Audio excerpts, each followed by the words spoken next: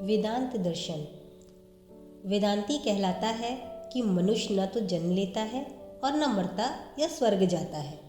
आत्मा के संबंध में पुनर्जन्म एक कल्पना मात्र है। पुस्तक के पन्ने उलटने का उदाहरण लो। उलट पुलट पुस्तक में हो रही है, उलटने वाले मनुष्य में नहीं। प्रत्येक आत्मा सर्वव्यापी है, तब वह कहाँ आ जा सकती है? ये जन्म और मरण प्रकृति में होने वाले परिवर्तन हैं, जिन्हें हम प्रमादवश अपने ही घटने वाले परिवर्तन समझ रहे हैं। पुनर्जन्म प्रकृति का क्रम विकास तथा अंत स्थित परमात्मा की अभिव्यक्ति है। वेदांत कहता है कि प्रत्येक जीवन अतीत का प्रतिफल स्वरूप है, और जब हम संपूर्ण अतीत पर दृष्टि डाल सकने में सक्षम हो सकेंगे, तब हम मुक्त हो जाएंगे। मुक्त होने की इच्छा बचपन से ही धार्मिक प्रवृत्ति का रूप धारण कर लेती है, और कुछ वर्ष का समय मानव की आंखों में सत्य को स्पष्ट कर देता है।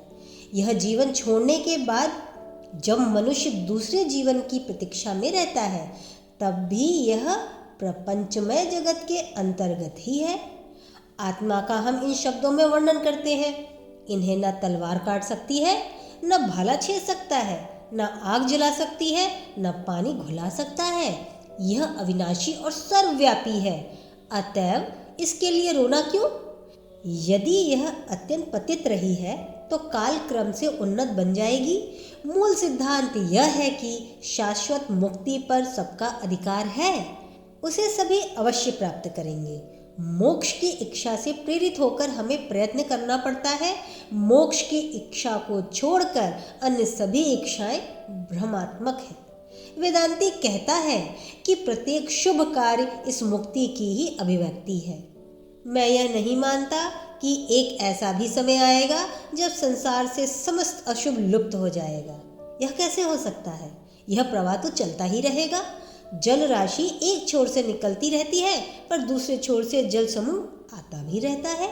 वेदांत कहता है कि तुम पवित्र और पूर्ण हो।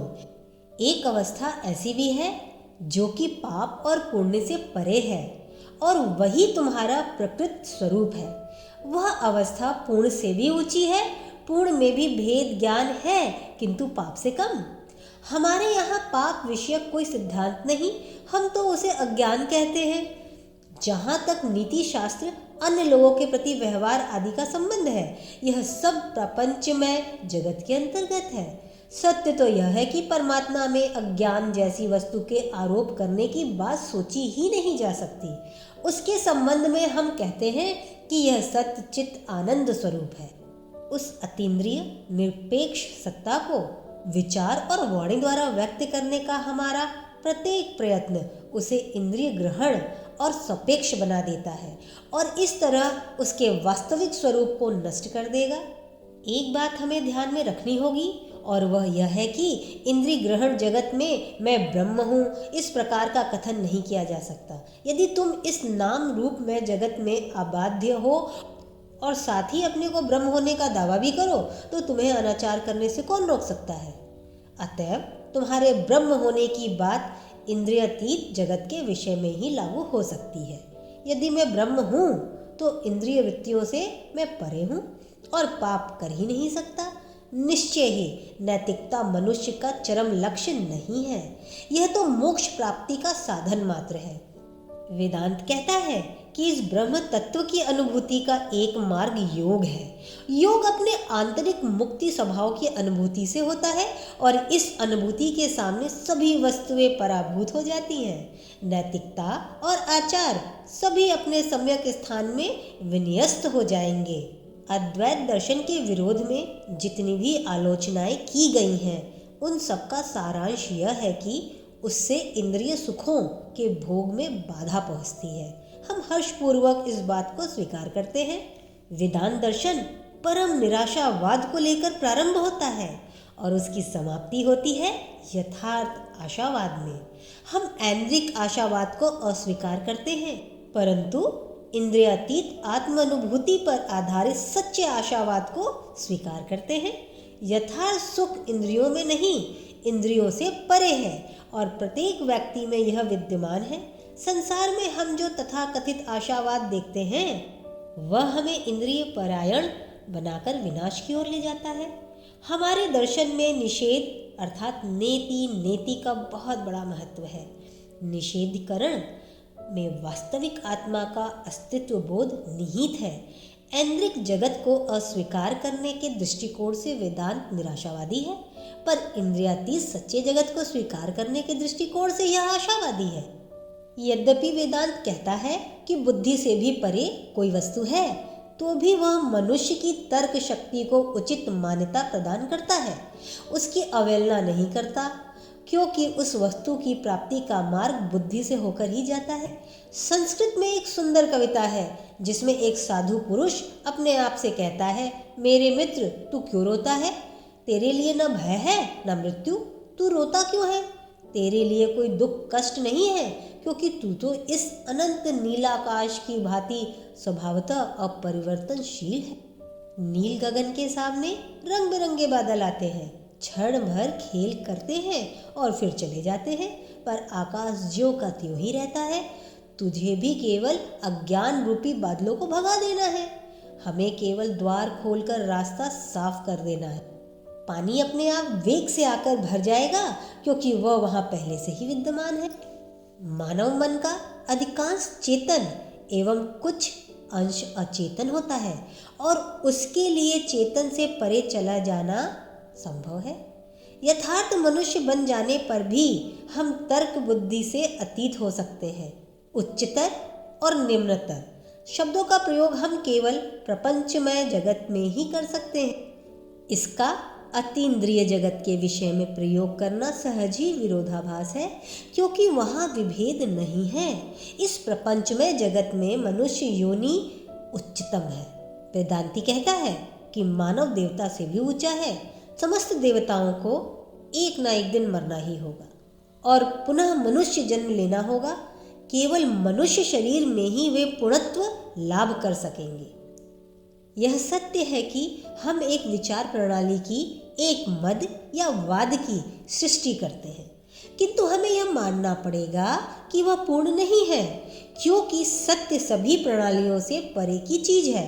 हम अपने उस मत की अन्य मतों से तुलना करने को तैयार हैं और यह सिद्ध भी कर सकते हैं कि वही एकमात्र युक्ति संगत मत हो सकता है।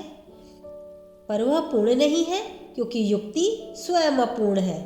तो भी वही एकमात्र युक्ति संगत विचार प्रणाली है जिसकी धारणा मानव मन कर सकता है। यह कुछ अंशों में सत्य है कि किसी भी मत के परिपुष्ट होने के लिए उसका प्रचार होना चाहिए। किसी भी मत का उतना प्रचार नहीं हुआ जितना कि वेदांत का। अभी भी शिक्षा व्यक्तिगत संपर्क द्वारा ही होती है। बहुत सा पढ़ लेने से ही मनुष्य का निर्माण नहीं होता। जितने भी यथार्थ मनुष्य हो चुके हैं वे सब व्यक्तिगत संपर्क द्वारा ही बने थे। यह सत्य है कि ऐसे यथार्थ मनुष्य बहुत कम संख्या में हैं, पर उनकी संख्या बढ़ेगी तो भी यह विश्वास नहीं किया जा सकता कि एक ऐसा भी दिन आएगा जब हम सबके सब दार्शनिक बन जाएंगे। हमारा इस बात पे विश्वास नहीं कि कभी एक ऐसा समय आएगा जब केवल सुख ही सुख रहेगा और दुख का सर्वदा अभाव हो जाएगा। हमारे जीवन में कुछ क्षण ऐसे आते हैं जब हमें परम आनंद की झलक मिल जाती है और उस समय हम न कुछ लेना चाहते हैं न देना। उस महाआनंद की अनुभूति की अवस्था में हम उस आनंद को छोड़ और कुछ भी अनुभव नहीं करते, पर ये क्षण लुप्त हो जाते हैं और पुनः हम विश्व के प्रपंच को अपने सामने चलते फिरते देखते हैं। हम यह जानते हैं कि यह सभी वस्तुओं के आधार स्वरूप ईश्वर पर चित्रित रंग बिरंगी पच्चीकारी मान। वेदांत शिक्षा देता है कि निर्वाण लाभ यहीं और अभी हो सकता है। उसके लिए हमें मृत्यु की प्रतीक्षा करने की आवश्यकता नहीं। निर्वाण का अर्थ है आत्म साक्षात्कार कर लेना, और यदि एक बार भी वह चाहे क्षण भर के लिए ही क्यों ना हो हमें यह अवस्था प्राप्त हो गई, तो फिर कभी हम व्यक्तित्व की भ्रांति से विमोहित न हो सकेंगे। हम प्रतीयमान वस्तु को ही देखते हैं, पर हमने इसके वास्तविक स्वरूप को जान लिया है और हमें सदैव यह ज्ञान रहता है कि वह क्या है। हमने उसके वास्तविक स्वरूप को जान लिया है ना, इसलिए यह एक आवरण है जिसने अपरिणामी आत्मा को ढक लिया है। आवरण खुल जाता है और तब हम इसके पीछे अवस्थित आत्मा को देख पाते हैं। सभी परिवर्तन या परिणाम आवरण में ही होते हैं। साधु पुरुष में यह आवरण इतना महीन होता है कि उसके आत्मा में स्पष्ट झलक दिखाई पड़ती है, पर पापी में यह आवरण इतना मोटा होता है कि हम इस सत्य में संशय करने लग जाते हैं कि पापी के पीछे भी वही आत्मा है जो साधु पुरुष के पीछे विद्यमान है। जब संपूर्ण आवरण हट जाता है तब हम देखने लगते हैं कि वास्तव में आवरण का अस्तित्व किसी काल में नहीं था। हम सदैव आत्मा ही थे, अन्य कुछ भी नहीं। यहाँ तक कि आवरण की बात भी भूल जाती है। इस विधेय के दो चरण हैं। पहला तो यह कि जो मनुष्य आत्मज्ञानी है उस पर किसी भी बात का प्रभाव नहीं पड़ता, और दूसरे, ऐसा ही मनुष्य संसार का हित कर सकता है।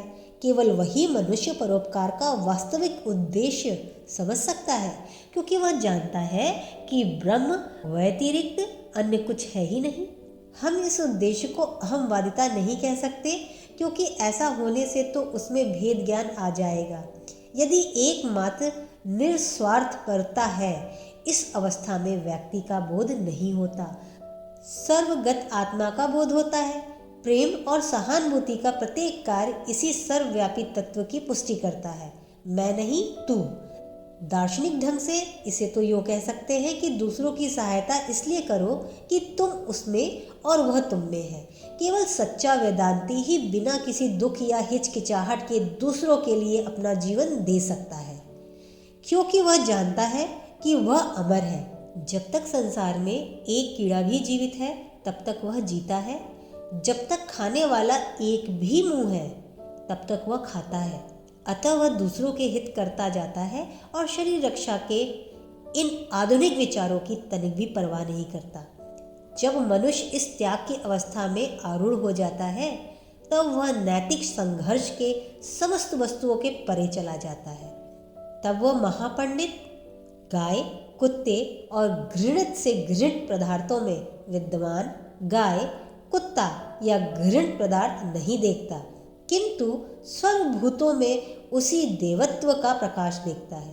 केवल वही सुखी है, और जिसने इस एकत्व का अनुभव कर लिया उसने इस जीवन में भी संसार पर विजय प्राप्त कर ली है। परमात्मा पवित्र है, अतः ऐसा व्यक्ति परमात्मा में अवस्थित कहा जाता है। ईसा मसीह ने कहा है, मैं अब्राहम के भी पहले से हूँ। इसका अर्थ यह है कि ईसा और उनकी तरह के अन्य लोग मुक्त आत्माएं हैं। ईसा ने पूर्व कर्मों से बाध्य होकर मनुष्य शरीर ग्रहण नहीं किया, किंतु केवल मानव जाति का हित करने के लिए उन्होंने नरदेह धारण की। यह बात नहीं है कि मुक्त होने पर मनुष्य कर्म करना छोड़ दे और निर्जीव मिट्टी का ढेर बन जाए। प्रत्युत वह अन्य लोगों की अपेक्षा अधिक कार्यशील होता है, क्योंकि अन्य लोग तो केवल बाध्य होकर काम करते हैं। यदि हम ईश्वर से अभिन्न हैं तो क्या हमारा पृथक व्यक्तित्व नहीं है? हाँ है, और वह है ईश्वर। हमारा व्यक्तित्व ईश्वर ही है। अभी तुम अपना जो व्यक्तित्व देख रहे हो वह तुम्हारा यथार्थ व्यक्तित्व नहीं, तुम यथार्थ व्यक्तित्व की ओर अग्रसर हो रहे हो। व्यक्तित्व का अर्थ है जिसका विभाजन न हो सके। अभी तुम एक तरीके से सोच रहे हो, घंटे भर बाद ही तुम दूसरी तरीके से सोचोगे और 2 घंटे बाद कुछ तीसरी तरीके से। व्यक्तित्व तो वह है जो बदलता नहीं, वह समस्त वस्तुओं से परे है, अपरिणामी है। यदि यह वर्तमान स्थिति ही चिरकाल तक बनी रहे तो यह बड़ी ही भयानक बात होगी, क्योंकि तब तो चोर या दुष्ट सदैव चोर या दुष्ट ही बना रहेगा। यदि किसी बच्चे की मृत्यु हो जाए तो वह सदा बच्चा ही बना रहेगा। यथार्थ व्यक्तित्व वह है जिसमें कभी परिवर्तन नहीं होता और ना होगा, और वह है अंत स्थित परमात्मा। वेदांत वह विशाल सागर है जिसके वक्ष पर युद्ध पोत और साधारण बेड़ा दोनों पास पास रह सकते हैं। वेदांत में यथार्थ योगी, मूर्ति पूजक, नास्तिक, इन सभी के लिए पास पास रहने को स्थान है। इतना ही नहीं, वेदांत सागर में हिंदू, मुसलमान, ईसाई या पारसी सभी एक हैं। सभी उस सर्वशक्तिमान परमात्मा की ही संतान हैं। आशा है स्वामी विवेकानंद जी के बताए हुए वेदांत दर्शन से आपको ज्ञान की अनुभूति हुई होगी। ऐसे ही रोचक जानकारी के लिए कल्याणमस्तु को सब्सक्राइब करें। फिर मिलते हैं किसी दूसरी वीडियो में नए जानकारी के साथ। तब तक कल्याणमस्तु देखते रहें। लाइक का बटन जरूर दबाएं, मित्रों के साथ शेयर करें। आप सभी का बहुत बहुत धन्यवाद।